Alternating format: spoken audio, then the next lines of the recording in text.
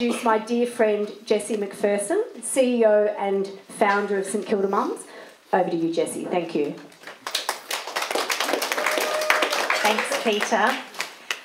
Thank you, everyone, for coming tonight. I'm really very touched that each of you are here. This is a wonderful occasion for us.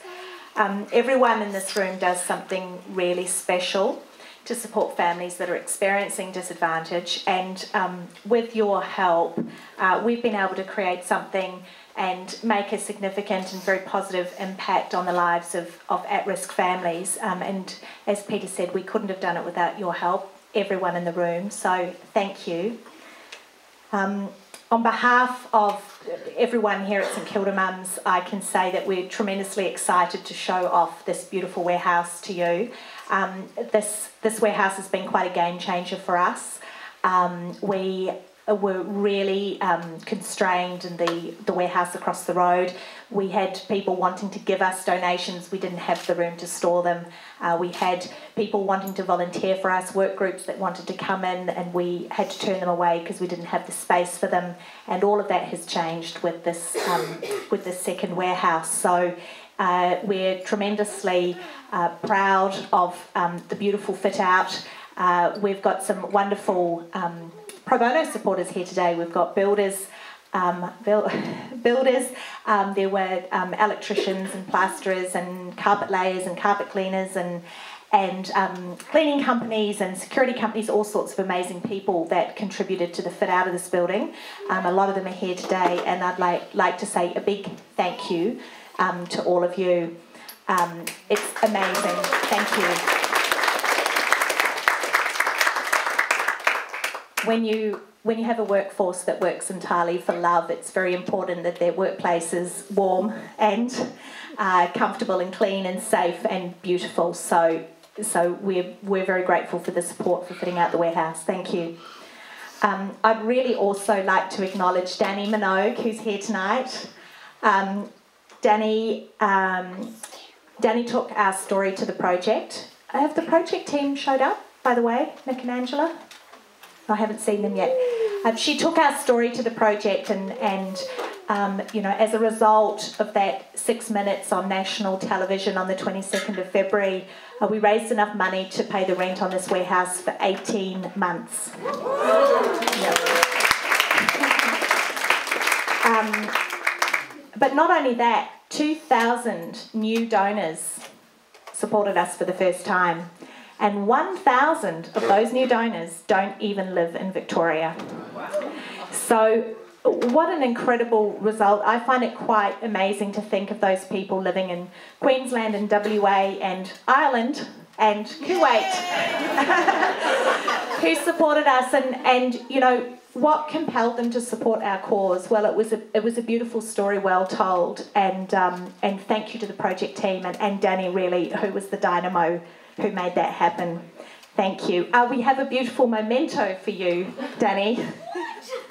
Here we are.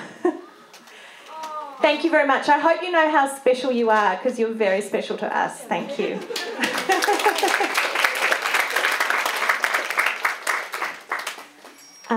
We're grateful for the support of local community clubs, and this evening we're very lucky to have representatives from 3 different Rotary branches. Paran?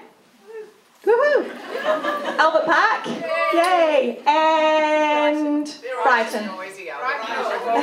Brighton North. Not Brighton South. We also have the Lions Club from Brighton, and we have apologies. Thank you. And we have apologies. Oh, do we have any Seroptimists here tonight? Oh, lovely. Thank you. And we have apologies, I believe, from the East Malvern Ladies Golf Club, who have fundraised for us for the last 3 years running. Amazing supporters of ours. Thank you to all of the Service Club members for the work that you do in making our community a great place to live. I'd like to thank Kate Betts and Kate Kent. Where are you girls? There they are, who've travelled up from Geelong today to be with us. Geelong Mums is just 3 years old, but already having a massive impact on the Geelong community. Many areas of Geelong, particularly in the postcode 3214, including the suburbs of Corio, North Lane and North Shore, Is that Karayo? That's my New Zealand accent. I apologise. But it's in the top 5 most disadvantaged communities in Australia. These families face multiple levels of disadvantage, and the majority experience generational disadvantage, which means children growing up in families where both their parents and their grandparents are unemployed and they live in poverty. Through Geelong Mums, we hope to address the material needs of these struggling families quickly by engaging the tremendous generosity of the people of Geelong. I'm delighted to tell you that in May this year, an incredible team of volunteers raised $30,000 at their inaugural Mother's Day luncheon. Congratulations, girls. Which is a really impressive result. Locals helping locals is the hashtag they love to use in Geelong, and it really underscores our belief that by sharing what we have with our neighbours, we make the world a much better place. The Rika Mums team from Ballarat are an apology today. They've just had $5,000 worth of heating installed in their Sebastopol warehouse. You can imagine what it's been like volunteering there recently. Yeah. A very generous Ballarat local saw a newspaper article in the Courier about the need for heating in that warehouse and stepped forward. We can't tell you who this person is because they wish to remain anonymous, but it's been very exciting for the team in Ballarat to get a warm warehouse. Of course, here in balmy St Kilda, we don't need heating. Just the children. Just our children. I'd like to introduce our staff. We're actually a team. St Kilda Mums, Geelong Mums and Eureka Mums has a combined 1,000 volunteers, but a total staff of 5.7 full-time equivalents. 10 people are on the payroll. So it's really incredible. It's really incredible how the majority of the work that is done at St Kilda Mums is done by volunteers, including serving the social workers and all the correspondence with our donors, and there's so much volunteer contribution. But I would like to thank our incredible staff because they are amazing. And I'd like to start by acknowledging Amanda Evans-Greenwood, who'll be hiding, no doubt. Here she is.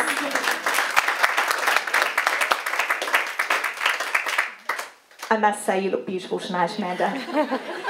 Amanda and her job share partner, Fiona Sermon, who can't be here this evening, are responsible for this warehouse. They're responsible for the design, the layout, negotiating with all of the very generous pro bono supporters for the fit out, which of course has meant that sometimes it took a little bit longer to get things done than it might have otherwise had we been paying customers. But there was a lot of managing volunteer expectation and getting the best kind of outcome for what our needs were with limited resources. They've done an amazing job. It might be difficult for you to imagine, but this warehouse flows really beautifully. We can process a lot of donations through here. And of course, the centre of our warehouse is our children's play area, which was one of Amanda's brilliant ideas. So thank you, Amanda and Fiona.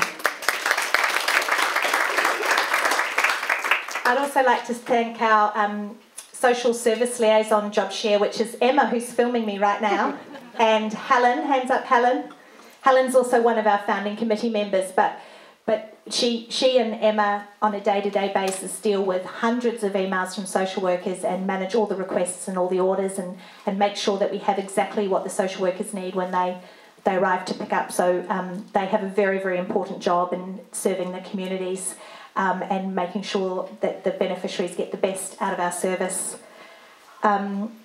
New to the team this month is Jill Whelan. Jill, hands up. So Jill is our teamwork coordinator, and her position is generously funded by the Johnston Foundation to grow workplace volunteering to 4 days a week.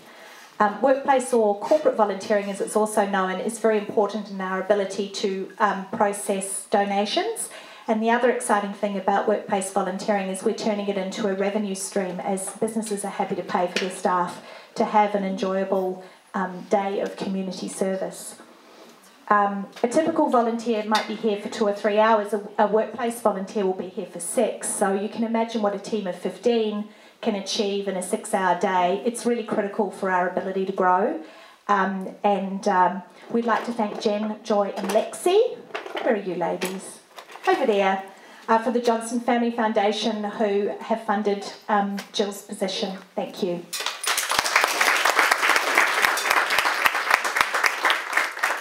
I'm not sure if Megan Weeks is here from Perpetual Trustees. Hello. Nice to meet you.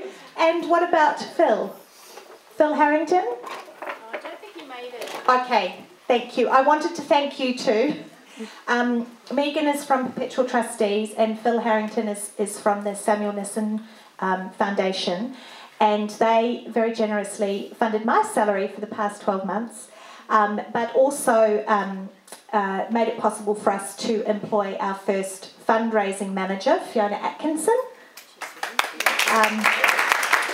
3 days a week. She's been working 3 days a week, and over the last nine months, Fiona has implemented fundraising plans and initiatives, such as our regular giving program, Give to Grow, that will help us with long-term security that we need to help the growing number of families that turn to us. Thank you to Perpetual Trustees for investing in our people, especially in fundraising, because it is the building blocks for our future sustainability. And thank you to Fiona for being so awesome.